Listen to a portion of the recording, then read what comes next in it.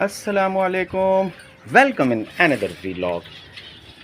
और मैं कुछ इम्पॉर्टेंट बातें आज आपसे शेयर करूंगा, कुछ इम्पॉर्टेंट बातें करूंगा मैं आपसे, क्योंकि फैंसियर्स बहुत परेशान हैं। जितने भी फैंसियर्स हैं, चाहे वो लव बर्ड के फैंसियर्स हों, चाहे वो जावा के फैंसियर्स हों, बहुत परेशान हैं।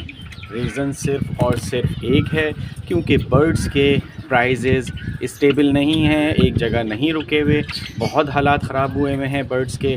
कुछ ज़रूरी बातें जो मैं आपसे शेयर करने जा रहा हूँ, बहुत गौर से सुनें और उस पे अमल करने की कोशिश करें।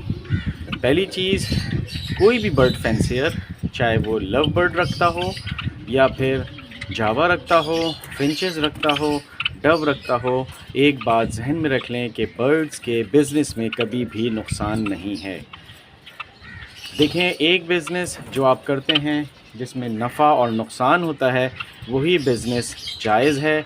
अगर कोई बिज़नेस ऐसा किया जाए कि जिसमें सिर्फ नफ़ा ही नफ़ा हो, तो वो जायज़ बिज़नेस नहीं है।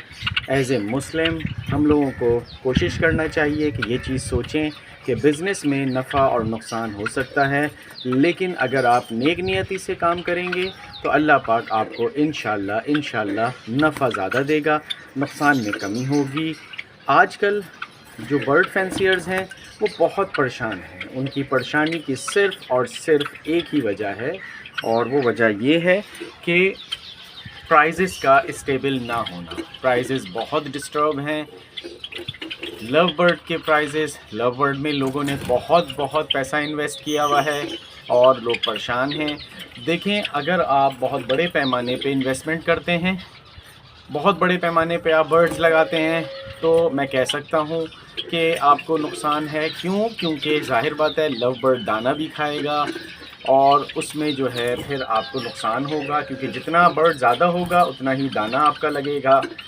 जिनके पास बर्ड्स हैं या जो न्यू फैंसियर्स हैं जो इस फील्ड में आना चाहते हैं, उनसे रिक्वेस्ट है कि कभी भी ज़्यादा इन्वेस्टमेंट ना करें। 4 पेयर, 8 पेयर, 10 पेयर, 15 पेयर से स्टार्ट करें। इससे ज़्यादा पेयरिंग ना लगाएं और पहले 1 साल 2 साल इस चीज़ को समझें और फिर उसके बाद इसमें पैसा इन्वेस्ट करें। किसी भी बर्ड की प्राइजेज़ स्टेबल नहीं रहती हैं। लव बर्ड की प्राइजेस काफ़ी अरसे बाद जाके डाउन हुई हैं। उसके भी कुछ रीज़न्स हैं और होपफुली इंशाल्लाह आने वाले वक्तों में लव बर्ड के प्राइजेस बहुत बेहतर हो जाएंगे। आप लोगों को बिल्कुल परेशान होने की ज़रूरत नहीं है। इंशाल्लाह बहुत अच्छे, बहुत जल्दी बहुत बेहतर हो जाएंगे।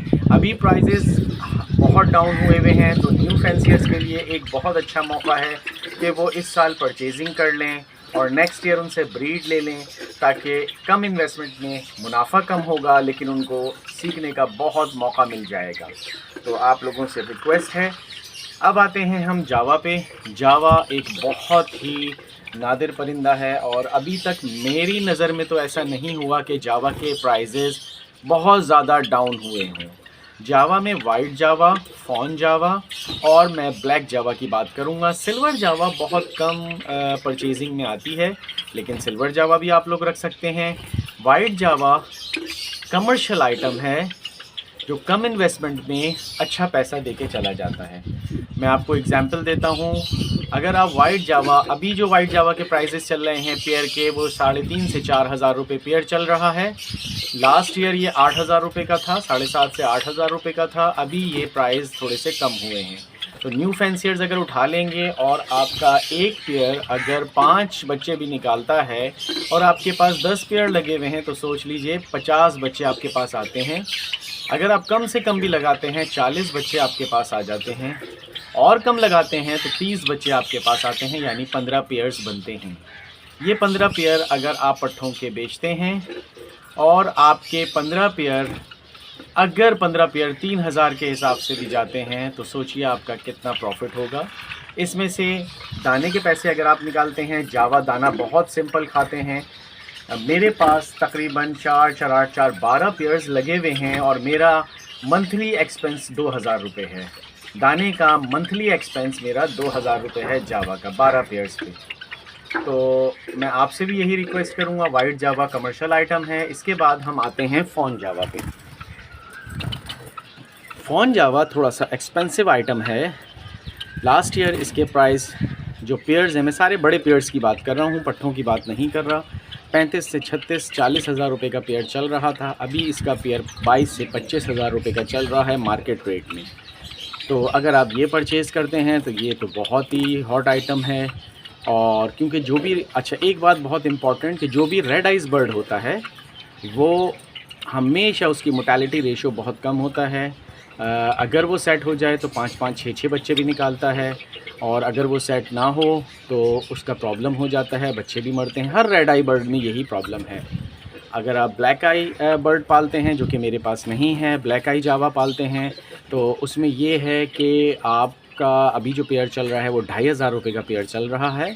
और कम इन्वेस्टमेंट में जिनके पास बजट कम होता है, यानी 5000 10,000, तो वो 3 से 4 पेयर अगर डालते हैं तो नेक्स्ट ईयर उनके पास इंशाल्लाह 10 से 15 पेयर हो जाएंगे। तो नेक्स्ट टू नेक्स्ट ईयर जो है वो अच्छी ब्रीड और अच्छा कमा सकते हैं। तो ये मेरी फ़र्स्ट वीडियो थी फैंसियर्स के लिए, कुछ इंपॉर्टेंट टिप्स, क्योंकि आजकल फैंसियर बहुत परेशान है और जो न्यू इस फील्ड में आना चाह रहे हैं वो और भी परेशान हैं।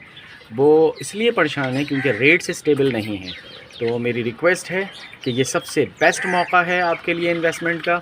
आप लोग इन्वेस्ट करें और डरें बिल्कुल भी नहीं, और ले लीजिए। अगर आप लव बर्ड में पैसा लगाना चाह रहे हैं तो अल्बाइनो ब्लैक आई, अल्बाइनो रेड आई पे जाइए, और क्रिमिनो डैकिनो पे जाइए, बहुत रेट कम है इनके। और ये बर्ड्स जो हैं कमर्शियल आइटम बर्ड्स हैं, इनको लगाइए। इसी के साथ मैं अपनी वीडियो ख़त्म करता हूँ। इंशाल्लाह नेक्स्ट वीडियो में कुछ और इम्पॉर्टेंट टिप्स आपको बताऊँगा। बहुत शुक्रिया। अस्सलाम वालेकुम।